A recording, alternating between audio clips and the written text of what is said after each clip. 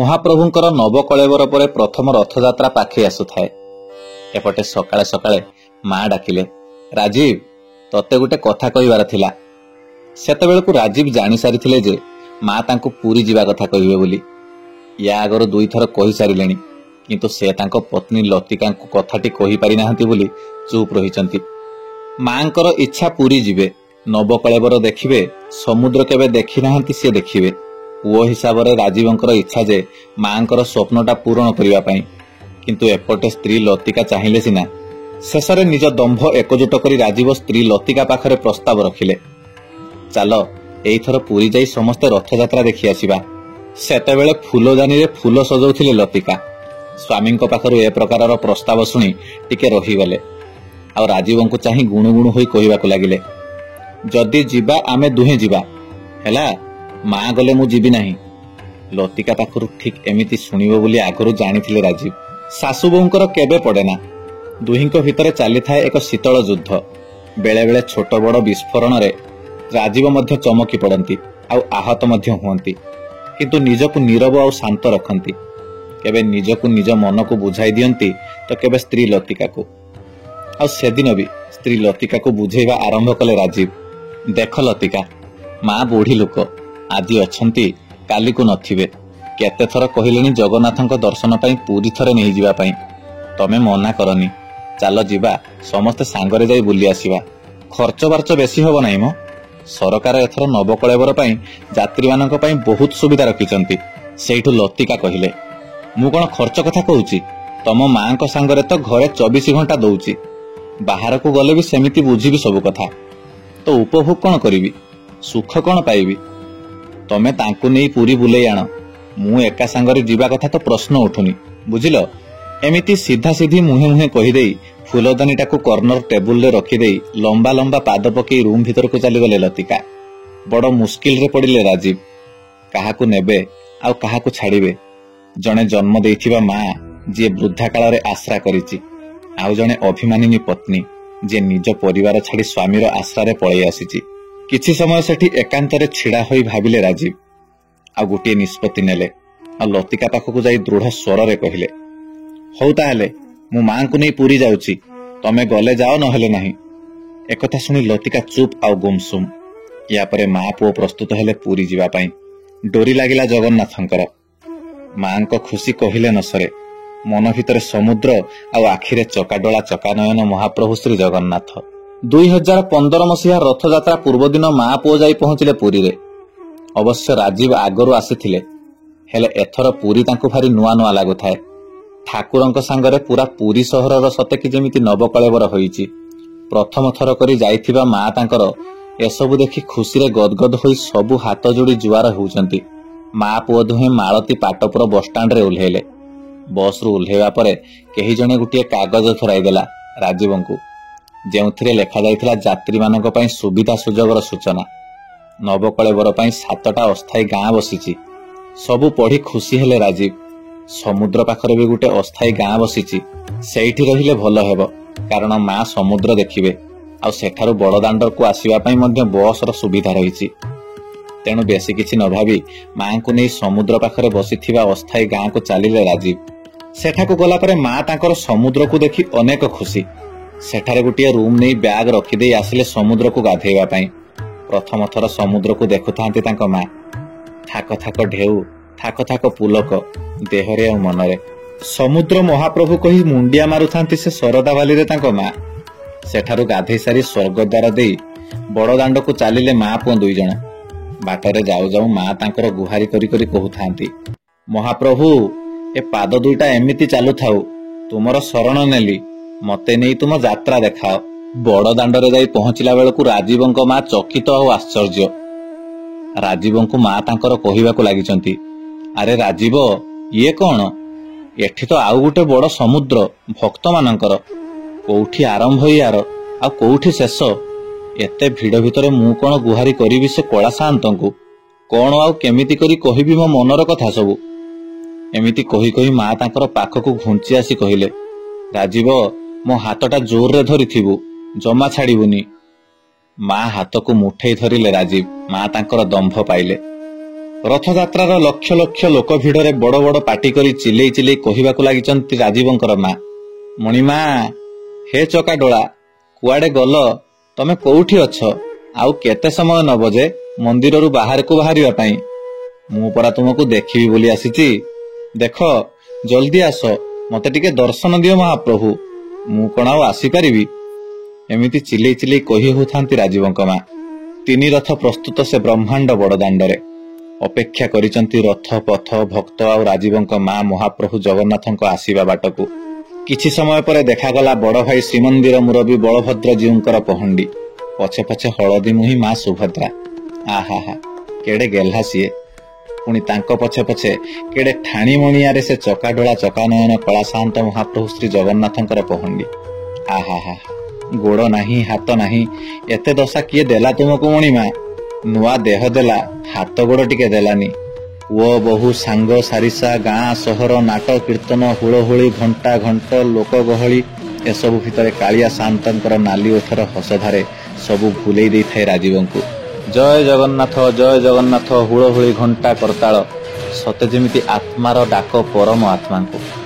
ତାଙ୍କରି ଶରଣରେ ଆପଣା ଛାଏଁ ହାତ ଦୁଇଟା ମାର ହାତ ଛାଡ଼ି କପାଳରେ ଯାଇ ଯୋଡ଼ି ହୋଇଗଲା ରାଜୀବଙ୍କର। ଧାର ଧାର ଆଖି ଲୁହରେ ଭିଜିଗଲା। ମନର ଭାବରେ ବ୍ୟାକୁଳିତ ହୃଦୟ, ଥଣ୍ଡା ଶୀତଳ ମହମହ ଅନୁଭବ। ହଠାତ୍ ଦେହରେ ପଡ଼ିଲା ପାଣି ଛିଟାଏ। ଚଟକିନା ଖୋଲିଗଲା ଆଖି। ଆଉ ଟିକେ ଠେଲି ହେଇଗଲେ ଆଗକୁ ରାଜୀବ। ସାଙ୍ଗେ ସାଙ୍ଗେ ମନେ ପଡ଼ିଲା ମାଙ୍କ କଥା। ଏପାଖକୁ ସେପାଖକୁ ଦୁଇ ଆଡ଼କୁ ଚାହିଁଲା ବେଳକୁ ମାଙ୍କୁ ଆଉ ପାଉନାହାନ୍ତି ରାଜୀବ।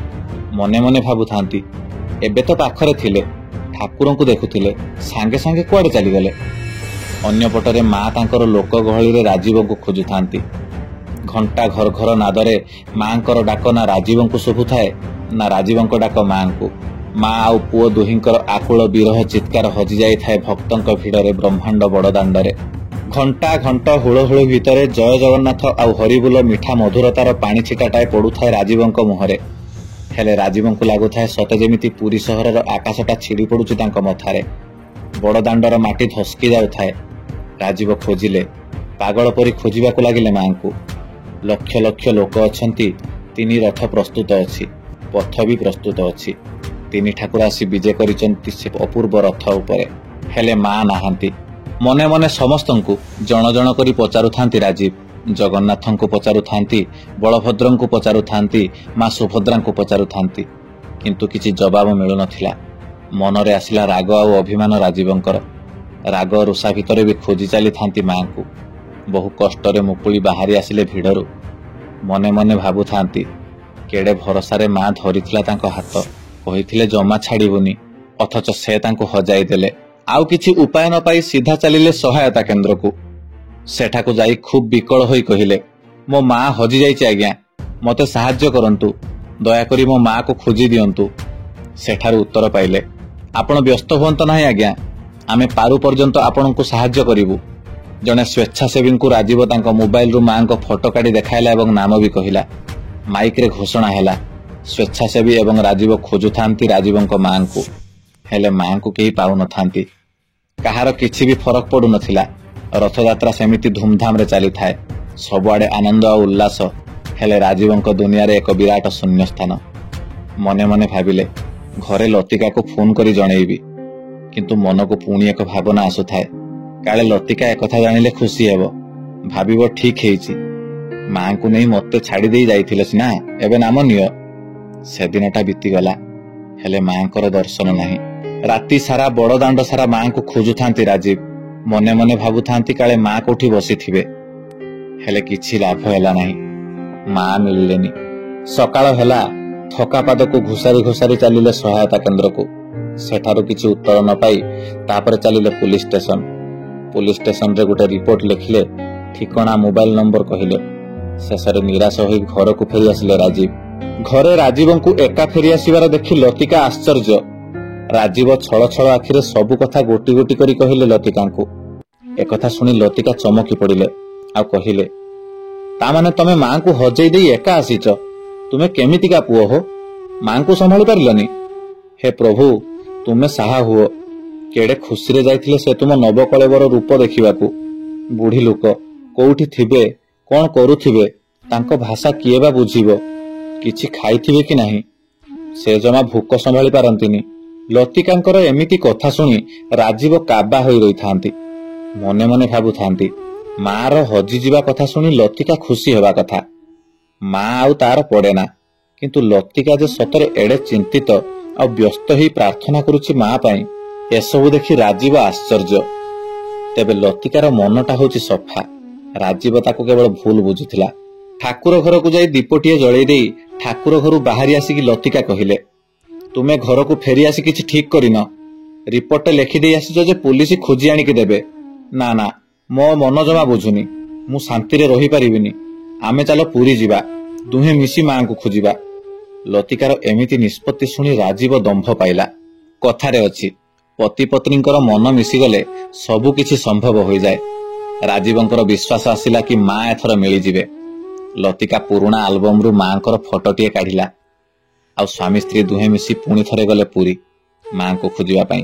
ପୁରୀ ଯାଇ ସବୁଠି ଖୋଜିଲେ, ବଡଦାଣ୍ଡ, ଗୁଣ୍ଡିଚା ମନ୍ଦିର, ସମୁଦ୍ର କୂଳରେ ଅସ୍ଥାୟୀ ଗାଁ, ହେଲେ ମା ମିଳିଲେନି। ସେତେବେଳକୁ ଖବରଟି ପ୍ରଚାରିତ ଓ ପ୍ରସାରିତ ହୋଇସାରିଥାଏ। ସେହି ବର୍ଷ 2 ଜଣ ସ୍ତ୍ରୀ ଲୋକ ଦଳା ଚକଟାରେ ପ୍ରାଣ ହରାଇଛନ୍ତି ବୋଲି ଜଣେ ଯାତ୍ରୀ ଲତିକାଙ୍କୁ କହିଲେ। ଆଉ କହିଲେ କି ଆପଣମାନେ ଟିକେ ଯାଇ ବୁଝାବୁଝି କରନ୍ତୁ, ସେ 2 ଜଣ ସ୍ତ୍ରୀ ଲୋକ କିଏ। एकथा शुणी लतिका और तांको स्वामी धाइले थानाकू। सेठारे मां को फोटो देखाइले, हेले थाना बाबू कहले कि से मृत 2 जनकर घर लोक तांको चिन्हट कर सारिचंती, सी आपणक मां नुहंती। एकथा शुणी लतिका और राजीव लंबा निश्वास नेले। तापरे गले हॉस्पिटल, काले मां सेठारे थिबे बोली भाबी, हेले मांकर पत्ता मिलु न थाए। आ सेमिति कोनोसी जागा भी न थाए खोजिबा पई। गोटे जगार लतिका टिके थकी जाई बसी पड़ी कांदीबाकू लागिले। भो भो ही कांदिले। राजीव बुझाइले, तुमे कांदनी, एमिति पिलांको भली कांदुच कोन? पुलिस रे तो रिपोर्ट देइचे, सेमाने खोजिबे, जेमिति हेले आम मां मिली जिबे। तमे चालो, आसीच तो टिके गुंडीचा मंदिर जाई ठाकुरंकु दर्शन करि आस। हेले लतिका रुकठोक मना करिदेला, ना मु जीबी नाही, मां जे जाई मिली नाहंती मु ठाकुरंको दर्शन करिबि नाही। एते सब परे भी मां मिलु न थांती, आउ किछि उपाय भी न थाए एमानक पाखरे। पुरी सहर आउ कालिया ठाकुरंको ऊपर अभिमान करी दुहे फेरिले घर अभिमुखे। खिया नाही, पिया नाही, विश्राम नाही। जगतर नाथंक पाखरु अनाथ होई शून्य हाथरे फेरिले राजीव आउ लतिका मां को न पाई। आउ कहा ऊपर भरोसा करिवे? घर को फेरिले मां कुआडे गले सभिए पचारिबे, काहाकू कोन उत्तर देबे? राजीव निजको क्षमा करि पारु न थांती। बस रु उल्लेवा परे गोटे ऑटो ताको आनी छाड़ीदेला तांको घर आगरे। सेतेबेलकु संज, खोला आकाश मुहरे पतला अंधारटा माड़ी आसुथाए। दुहे आसिले गेट पाखकू। गेट खोली भितर को गला बेले लतिका पर्स रु चाबी पेंथाटा खोजिबा बेले राजीवर नजर पड़िला केही 2 जण बारंडा पिंडारे बसिथिबा परी। चमकी पड़िला राजीव और पचारिला, किए किए सेठी? एतिकी कही सांगे सांगे मोबाइल टर्चटा मारिला। सेपटरू सुभिला आतुर अधीर स्वर, बाबू राजीव रे, कुआडे जाइथिले 2 जण? चमकी पड़िले राजीव और लतिका। उछुई पड़िले खुशी रे, आनंदरे उज्ज्वलित दिसिला चतुर्दिग। दौड़ी जाई दुहे कुंढेई धरिले मां को। लतिका पचारिले मां को, केउठी थिले आपण मां? केमिति आसिले? आमे आपण को केते खोजिलुनी। सेइठो तांको मां कहिले, ए सहृदय वृद्ध लोक मते पुरी रु आनी एठी छाडिले। बारंडा उपरे बसिथिबा से वृद्ध को देखि राजीव और लतिका मुंडिया मारिले। से वृद्ध व्यक्ति को कबाट खोली आलुओ जळी लतिका मां को भीतर को नहीं गला। राजीव से वृद्ध व्यक्ति को भीतर को डाकी चौकी रे बसाइले। तापरे से वृद्ध व्यक्ति जनक राजीव को कहिबाकू लागिले, बाबू तुम मां गोटे जगार बसी कांदुथिले। मु देखिकी पचारिबारु से सब कथा मते कहिले। मु कहिली चालो तुमको तुम गाँ बस रे चढ़ाई देबी, हेले तुम मां बहुत डरी जाइथिला परी लागुथिले। आ मते कहिले कि आम घरे छाड़ी दे आसीबा पई। तांको अवस्था देखि बाध्य हेली मु मो काम दाम छाड़ी के आसीबा पई। गोड़ाए खर्च मध्य कली। सेठू राजीव कहिले, आज्ञा मु आपनक खर्च केते हेची देई देबी, हेले आपण जे उपकार करिसंती ता ऋण मु केबे सुझी परिबेनी। से वृद्ध व्यक्ति जनक हसी देई कहिले, कोन देबो बाबू? केते दबो? 2 गुणा ना 3 गुणा? जहा दबो जल्दी दियो, मु एबे फेरिबी। लतिका सेतेबेलकू पानी ग्लास रे पानी आ प्लेट रे 2टा कदली आ सेव काटी आनी करी से वृद्ध लोकंकु देला। आ कहिला, मौसा जिबे तो जीवा पूर्व किछि टिके खाई दियंतु, आपण सेमिति फेरी गले आमको जमा भलो लागिवनी। वृद्ध जनक टिके हसी देले ଆଉ ହାତ ଧୋଇ ଲତିକା ଦେଇଥିବା ଖାଇବାକୁ ଖାଇଲେ। ଘର ଭିତରେ ଥିବା ରାଜୀବ ଲତିକାକୁ ଡାକିବାରୁ ଲତିକା ଭିତରକୁ ଗଲେ। ଟିକେ ପରେ ଲତିକା, ରାଜୀବ ଆଉ ତାଙ୍କ ମା ବାଟ ଘରକୁ ସେ ବୃଦ୍ଧାଙ୍କୁ ବିଦା କରିବା ପାଇଁ ଆସିଲେ। ରାଜୀବ ଆଣିଥାନ୍ତି ହାତରେ 2000 ଟଙ୍କା ସେ ବୃଦ୍ଧାଙ୍କୁ ଦେବା ପାଇଁ। ବାଟ ଘରକୁ ଆସି ଦେଖିବା ବେଳକୁ ଆଶ୍ଚର୍ଯ୍ୟ, ଚୌକି ଖାଲି ଥାଏ। ସେ ବୃଦ୍ଧ ଲୋକ ଆଉ ନଥାନ୍ତି। କିଛି ନ କହି କୁଆଡେ ଚାଲିଗଲେ, ପଇସା ବି ନେଲେନି। ରାଜୀବ କହିଲା, ତୁମେ ମାନେ ଘରେ ଥାଅ, ମୁଁ ଟିକେ ଯାଇ ଛକ ଆଡୁ ଦେଖି ଆସୁଛି। ଟଙ୍କାଟା ମାଗିଦେଇ ନ ନେଇ କେମିତି ଚାଲିଗଲେ। ନିଜକୁ ଦୋଷୀ ଦୋଷୀ ଲାଗୁଥାଏ ରାଜୀବଙ୍କୁ। ରାଜୀବ ଧାଇଁ ଧାଇଁ ଗଲେ ଛକ ପାଖକୁ। ଏପାଖ ସେପାଖ ଦେଖିଲେ, ହେଲେ ସେ ବୃଦ୍ଧଙ୍କୁ ପାଉନଥାନ୍ତି। ଛକରେ ଥିବା ସମସ୍ତଙ୍କୁ ପଚାରିଲେ, ହେଲେ କେହି କହିପାରୁନଥାନ୍ତି ସେ ବୃଦ୍ଧଙ୍କ ବିଷୟରେ। ମନେ ମନେ ଭାବିଲେ ରାଜୀବ, ଏତେ ଜଲ୍ଦି କୁଆଡେ ଚାଲିଗଲେ ବୃଦ୍ଧ ବ୍ୟକ୍ତି ଜଣକ? ତାଙ୍କ ପାଦରେ କଣ ଏତେ ଦମ? ହଉ, ଆଉ କଣ କରାଯାଇବା ପାରିବ? ଋଣୀ ହେଇ ରହିଲି ସେ ବୃଦ୍ଧଙ୍କ ପାଖରେ। ଯଦି କେବେ ସୁଯୋଗ ମିଳିବ ଋଣ ସୁଝିବା ପାଇଁ, ତାହେଲେ ନିଶ୍ଚୟ ସୁଝିବି। ଏମିତି ଭାବି ଭାବି ଫେରିଲେ ଘରକୁ। ଘରକୁ ଫେରିଲା ବେଳକୁ ବାଟ ଘର ମୋହମୋହ ହୋଇ ବାସୁଥାଏ। ରାଜୀବ ଭାବୁଥାନ୍ତି, ଇଏ କଣ ରୁମ୍ ଫ୍ରେଶନର? ନା, ଇଏ ତ ରୁମ୍ ଫ୍ରେଶନର ପରି ବାସୁନି। ଚତୁର୍ଦିଗ ଚହଟି ଯାଉଥାଏ ତୁଳସୀ ଅଗୁରୁ ଚନ୍ଦନ ବାସ୍ନାରେ। ଆବାକାବା ହେଲେ ରାଜୀବ। ବୃଦ୍ଧ ଜଣକ ବସିଥିବା ଚୌକି ପ୍ଲେଟ ପାଖରେ ଅଧା କଦଳୀ ଆଉ ଅଧା ସେଉ ସେମିତି ଥୁଆ ହୋଇଥାଏ। ସେ ଥାଳିରୁ ବି ବାସି ଆସୁଥାଏ ତୁଳସୀ ଚନ୍ଦନର ବାସ୍ନା। ରାଜୀବ ଡାକିଲେ ଲତିକାଙ୍କୁ, ଦୌଡ଼ି ଆସ, ଦୌଡ଼ି ଆସ। ଘର ଭିତରେ ଥିବା ଲତିକା ସାଙ୍ଗେ ସାଙ୍ଗେ ଦୌଡ଼ି ଆସିଲେ ଆଉ ପଚାରିଲେ, କଣ ହେଲା? ରାଜୀବ କହିବାକୁ ଲାଗିଲେ, ଆମେ ଆଜି ଧନ୍ୟ ହେଇଗଲେ। ଲତିକା ରାଜୀବଙ୍କର ଏମିତି କଥା ଶୁଣି ଆଶ୍ଚର୍ଯ୍ୟ। କଣ ହେଲା, ଏମିତି କଣ ପାଇଁ କହୁଛ? ଦୁଇ ଆଖିରେ ଧାର ଧାର ଲୁହ ରାଜୀବଙ୍କର। ଦୌଡ଼ିଗଲେ ଠାକୁର ଘର ଆଗକୁ। ମଣିମା ମଣିମା କହି ଚିଲେଇ ଚିଲେଇ କହିବାକୁ ଲାଗନ୍ତି, କୋଉ ଜନ୍ମରେ କି ପୁଣ୍ୟ କରିଥିଲି ମଣିମା, ନିଜେ ଆସି ମାକୁ ଛାଡ଼ି ଦେଇ ଗଲ। ମାକୁ ନ ପାଇ ଅଭିମାନରେ କେତେ କଣ କହିଦେଇଛି ମଣିମା ତୁମକୁ। ଦୋଷ କ୍ଷମିବ ମହାବାହୁ। ମା ହଜି ଯାଇଥିବାର ସେଦିନର ବେଳ ଆଜି ବି ମନେ ଅଛି ରାଜୀବଙ୍କର। ଜଗତର ନାଥ ସିଏ, ଜଗନ୍ନାଥ ସିଏ, କାହାକୁ ଅନାଥ କରନ୍ତିନି। ସୁନ୍ଦର ଅନୁଭୂତିଟିଏ, ମା ହଜି ଯାଇଥିବାର ବେଳ। ପୁଣି ଥରେ ଦେଖାହେବ ଆଉ ଏକ ନୂଆ ଭକ୍ତର ଆଉ ଏକ ନୂଆ ଅନୁଭୂତି କଥା ସହ। ଆଜି ପାଇଁ ବିଦାୟ ଦିଅନ୍ତୁ। ରହିଲି। ଜଗତର ମଙ୍ଗଳ ହେଉ, ସମସ୍ତଙ୍କର କଲ୍ୟାଣ କରନ୍ତୁ ମହାବାହୁ ଜଗନ୍ନାଥ। ଜୟ ଜଗନ୍ନାଥ।